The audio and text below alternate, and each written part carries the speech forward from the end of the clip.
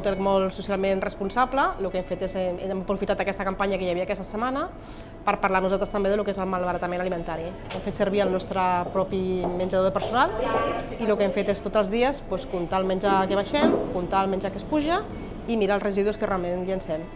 Des de la pròpia lloc on es va fer la iniciativa ens van enviar com uns tovallonets on posàvem el menjar nosaltres, tot en cartells, intentant conscienciar la gent del que és el tema del malbaratament alimentari. Llavors el que fèiem és, la cap de cuina pesava el menjar, baixàvem a baix, menjava la gent i tornava a posar el menjar que s'havia acabat.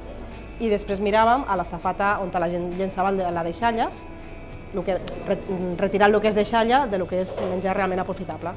Llavors hem fet com un Excel on hem pesat, hem mesurat i hem calculat el que hem tingut. I jo crec que s'està fent bastant bé. Estem molt contents perquè ens hem donat compte que no llencem molt menjar. I després hem fet també el tema de les oficines en poc paper.